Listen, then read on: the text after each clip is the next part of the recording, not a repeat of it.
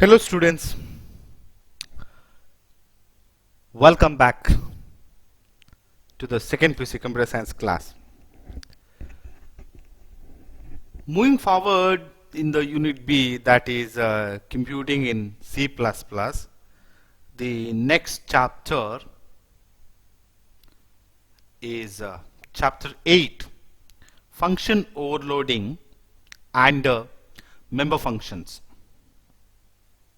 First, let me keep in front of you the objectives of this chapter. First one says that need for function overloading. What are the different needs are there for the function overloading? The second one tells us about the concept of polymorphism. The third one, application of function overloading through simple examples. And the fourth one, concept of inline functions. And the last point says use of friend functions. So at the end of the chapter, these are all those things we are going to learn in this. Just giving an idea for your paper. Look at here. Here, this is a one function. This is one more function. This is one more function. Now, in the main program, I mean to say in the main function, the function call is there. This is no argument. There was no argument was there. The third function you see, this is called without arguments. In the second line you see this is called with the one argument, and the argument type is integer. And this function you see, this is function is called, the argument was what we are passing as a character. These all those things what you people have there. This is a just picture, okay. And here all the function names are same. So this is what is called overloading. We are going to learn it. So what are going to learn in this chapter? That's the contents I am keeping in front of you. The first one, as usual, introduction, and then we are going to see need for function overloading, and then definition and declaration of overloaded functions, and we are going to see restriction on overloaded function, calling overloaded function, and other functions in a class, that is we are going to see inline function as well as friend function.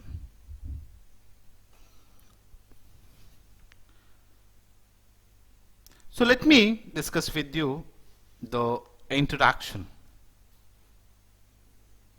That we have already learned about classes and objects in the previous chapter, which I already discussed with you in the session 16 and 17. And there we have studied what is class, how to define the class, how to declare the class. At the same time, what is an object, and how to declare it, how to define it. These are all those things we have learnt it. The application of classes with the data members and member function is the principal feature of OOP to develop and simplifying programming methods. So this is what we are calling encapsulation. So that is your forming a single unit, the both the data as well as the function. Now what we are going to learn in this chapter, another feature to help for easier programming, that is polymorphism.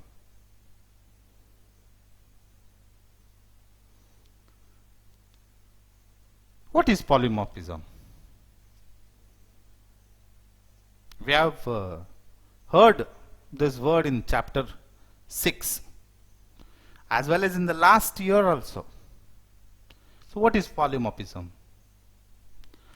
Polymorphism refers to one name having many forms, different behavior of an instance of an object depending on situations.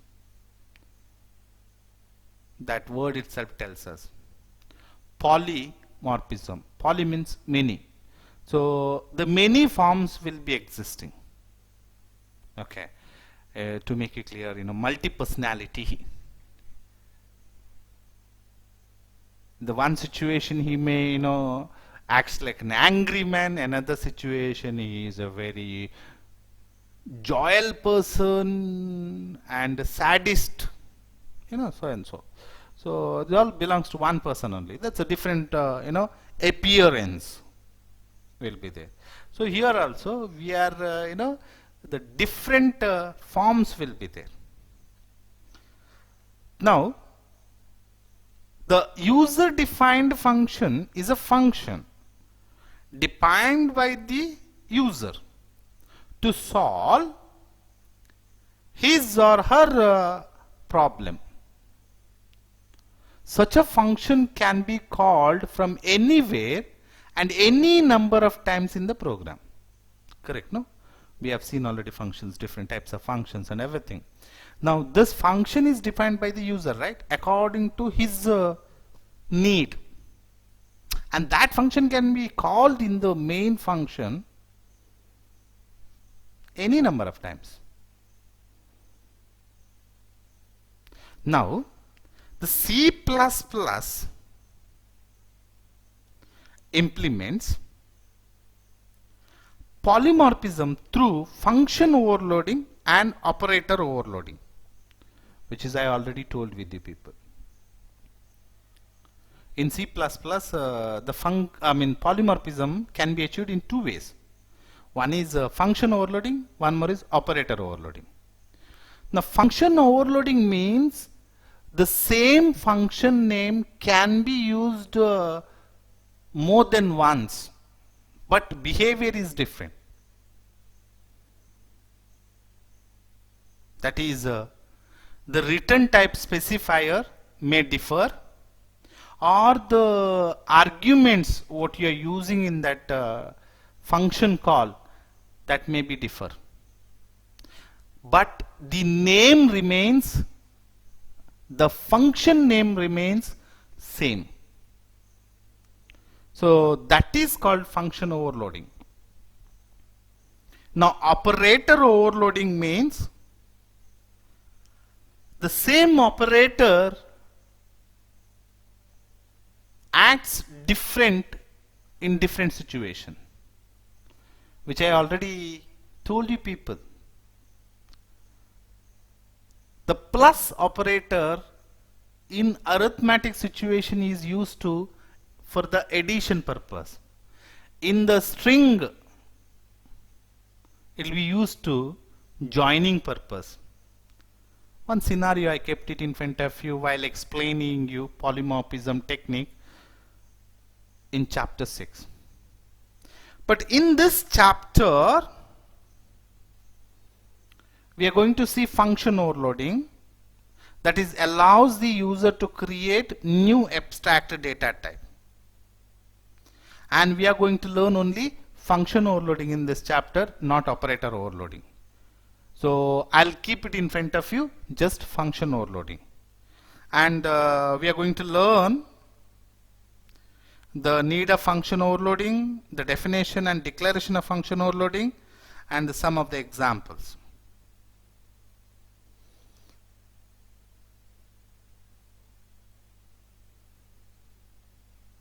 Let me deal with you the need for function overloading. Function overloading means two or more functions have a same name but differs in the number of arguments or a data type of arguments, which is I already told with the people. Therefore, it is a set that function is overloaded. Function overloading is the process of defining same function name to carry out similar types of activities with various data items. We have some advantages of function overloading. That is, when different functions are created for different operations, then user has to call respective function depending on the situation. Instead, for different situation, if same function is called with the different arguments using function overloading, then compiler automatically decides about appropriate function by comparing the argument types used in the call to the function and calls the required function. That is what the code is executed faster. The first one, advantages using function overloading. Compiler will take care. You are just typing the source code with the different return type specifier or a different argument list, but function name will be the same. According to your function call will be there, the compiler will decide which function are supposed to be executed. Now here what happens? Execution becomes faster. The second point advantage of function overloading is it is easier to understand the flow of information and debug. That means in your C++ program, if too many functions are there, then it is very difficult to understand how that flow will be there. The information flow from main to function, function to main function, it's all confusion will be there. So what is happening in C++? Because of function overloading, the similar kind of operation will be put together. That's by giving same function name. For example, assume you have to calculate the area of different shapes.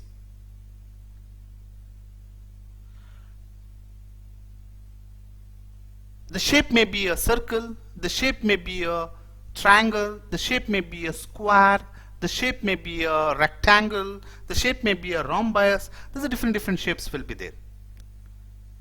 And at the same time you wanted to find the circumference. You wanted to find the volume of that. See, these are the different operations where you can give the function name is same. In case if it is area means area, circumference means circumference. But the data what you are using, the arguments what you are using for each shape, it differs. So that compiler duty, that is to identify which function is for which area. But for us, it is very easy to understand the flow of information, and at the same time, if any error occurs, to debug those functions, it will be very easy. The next point is the code maintenance is easy. Of course, the code maintenance easy if you go for function overloading. The reason is the same, just now I told with you people, the same operations we are grouping together by giving same function name. And now if it is you are finding difficulty in the case of area, so it is very easy to maintain that code. You can get inside only area side, or if you are finding difficulty with the circumference, then you can go the circumference itself, or if you are finding difficulty with the volumes, means you can deal with the volumes only. So it is for the user, it's very easy to maintain the code what he had already typed.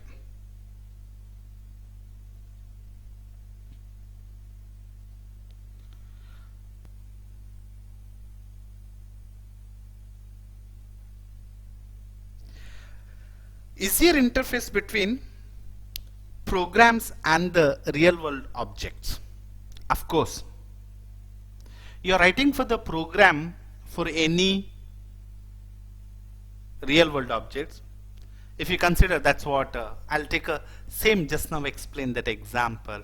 It's a, you wanted to do the geometric calculation about different shapes. You want to find the area, you want to find the volumes, you want to find the circumference.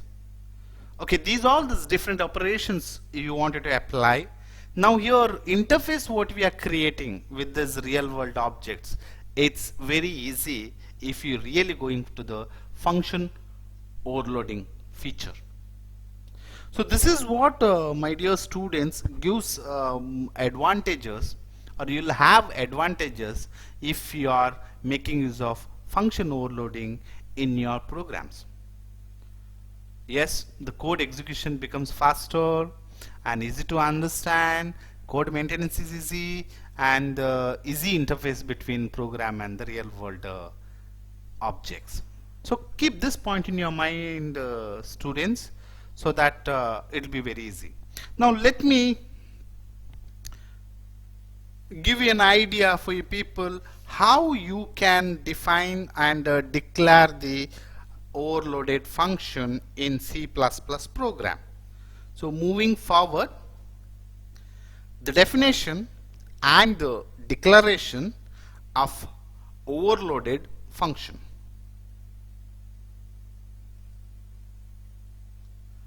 The main factor in function overloading is a function argument list.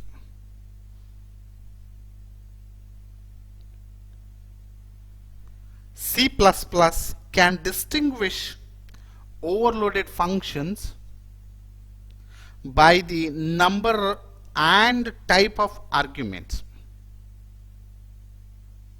which I already told with you, but again I'm stressing. The function can be overloaded, that is only function name remains same, but the return type maybe differs, the number of arguments what you people are using, or the type of those arguments may differs. If there are two functions having same name and different types of arguments or different number of arguments, then function overloading is invoked automatically by the compiler. Otherwise it just throw the error. If you keep it same name, same return type, and same argument list, if you keep it, just generates error. Function overloading is also known as compile time polymorphism, because the compiler has to treat these functions separately. Now this forms comes different, many forms, polymorphism, many forms. These many forms will be treated at the compiling time. So that is the reason the function overloading is also called compile time polymorphism. Now I'll just keep it in front of you. There's a two function, int sum, and one more is there, float sum. Now here if you see here, the both function name is same, and the first function there are two arguments are there. In the second function also there are two arguments are there. But you see there, the type, return type in the first function is integer, and the arguments what you people are using both are integer. In the second function the return type is float, and at the same time the arguments what is used in this function both are float. So this is what this kind of functions can be overloaded. That is what I mentioned here. The function sum that takes two integer argument is different from the function sum that takes two float arguments. So this is what function overloading, and this we can implement in C++. If you keep it int sum int a int b, and if you create one more int sum int x y, if you do, then it is wrong. Okay, the name if you change, that doesn't work. The type you have to change and number of arguments you have to change, then it will be work.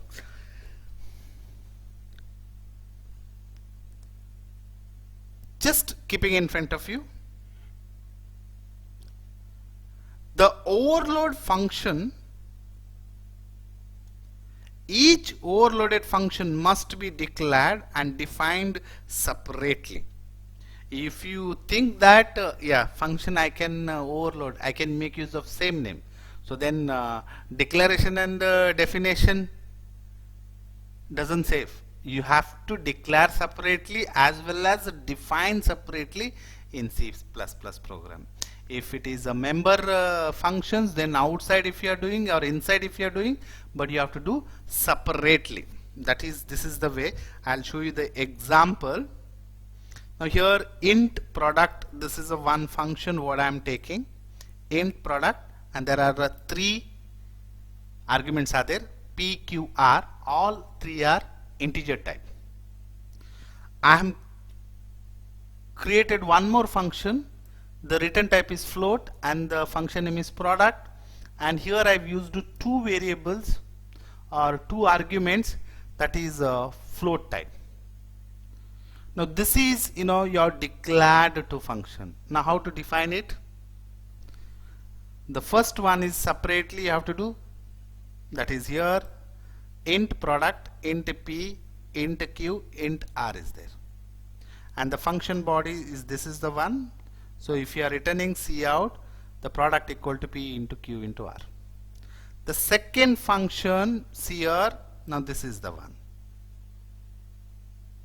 correct, right? And here the float, the product of float x comma float y, and this is also, it returns separately, I mean does work separately. So in the function overloading, don't think that if you overload means that same function body can be applied for each and everything.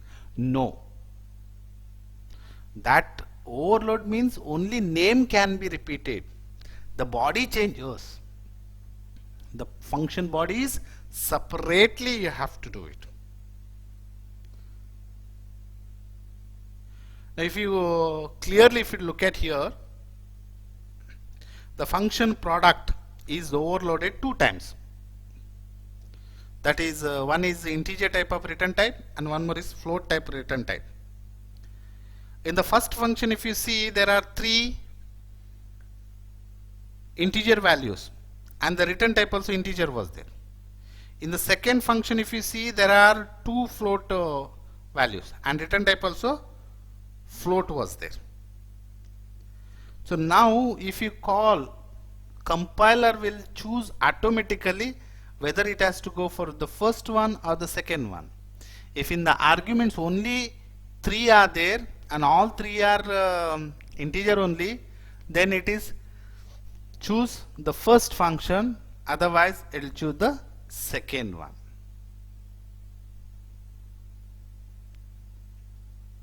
When we do something new, of course there will be a restriction. Okay, whatever you do, those rules will be there, those restrictions will be there. Similar way, some restriction on overloaded function. What are they? Each function in a set of overloaded functions must have different argument list. This is compulsory. Okay, each function in a set of overloaded. Now, as I just told with you while explaining the advantages of the overloaded function, I gave you one simple example, that is finding the area of different geometric shapes. Rectangle, if you see, there comes the breadth and length for the area. Square, you will take only one side. Triangle, you will take base and height. Circle, you will take only radius. So this is the way different their parameters you will take, and the argument list may differs from 1 to 1, and it must, then only this works. And the second point says, if type dep is used for naming function, then the function is not considered as a different type. You have to make use of basic data types, but if you make use of type dep, that time it will not treat as a different data type. Okay, it will not be considered. So these are the two major restriction in function overloading. So this is, we have to keep it in our mind. Going forward, how to calling the overloaded function in C++ program. So let me take a simple program to compute the area of rectangle, circle, triangle using overloaded function. So let us write C++ program for this. As you know,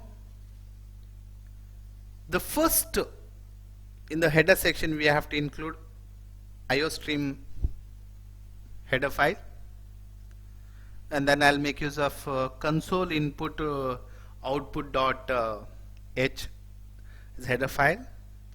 Then I'll create the class by name fun overloaded, means function overloaded. So I given name is a fun overloaded.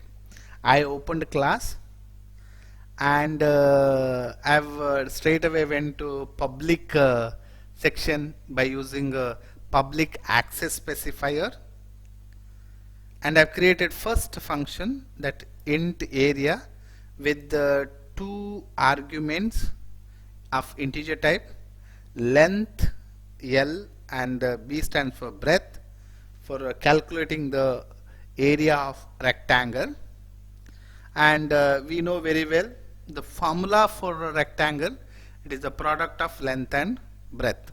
So what we are doing, directly we are returning where it is called, no, we can return directly there, return L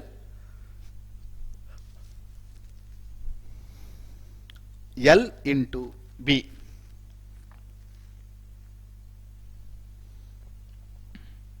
Similar way, I'll create one more function, and here I've created function of float type, but the function name is same area.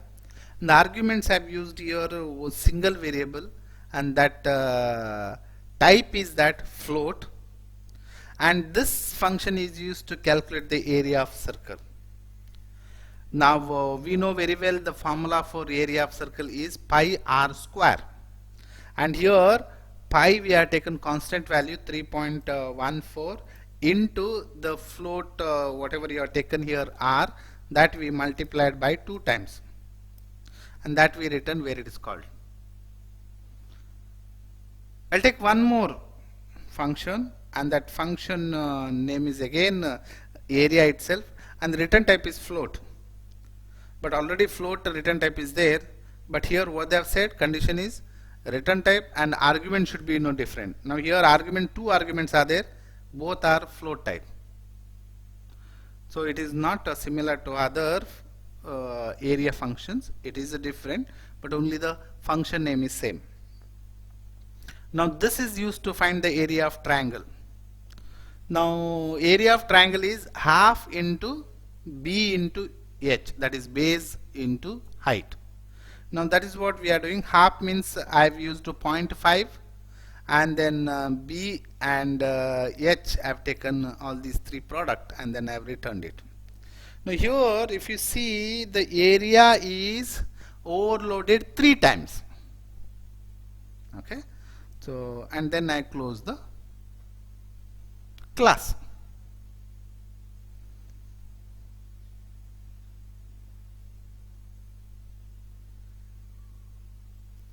Now going for the main program, mean to say main function.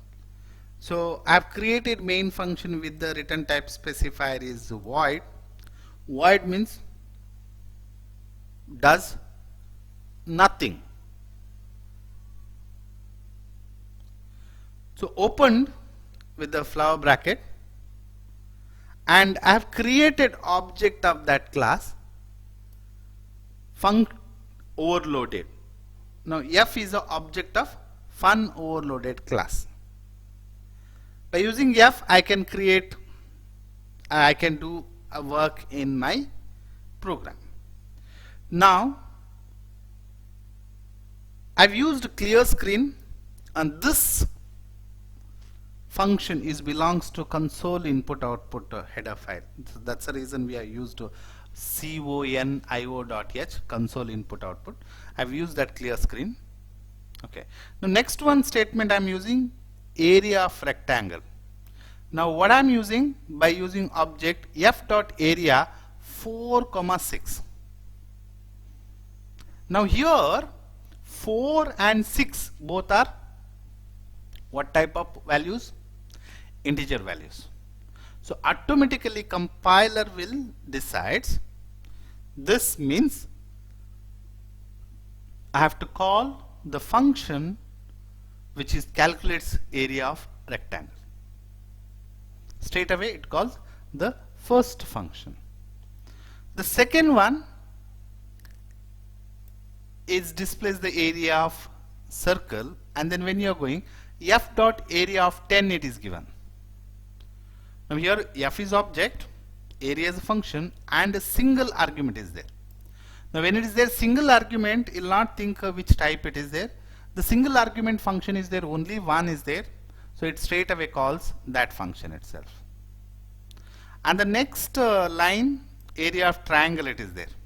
Now here f dot area, and here two variables are there, two constant values, both are floating type of values. So compiler will decide this is a third function supposed to be called here, and the third function will be invoked, and the result will be returned here. End get ch, main program will be closed. This is the way your function will be invoked here, even though all the function name is area. According to the arguments, the compiler will decide which function should be invoked there, and the result has to be generated. And in that way it is worked and the value is generated.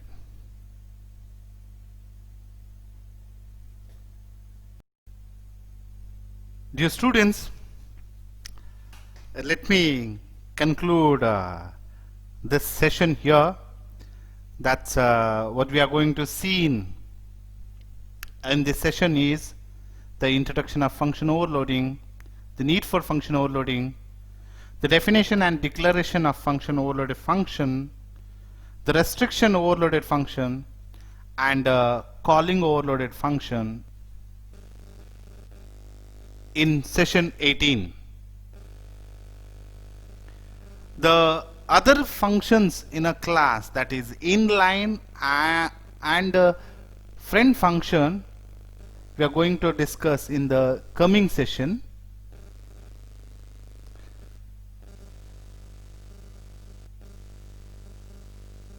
Students, don't forget to subscribe my channel with the bell button, and at the same time to intimate for other CS students to go through my video. It may be helpful for them to study CS subject. Thank you. May God bless you.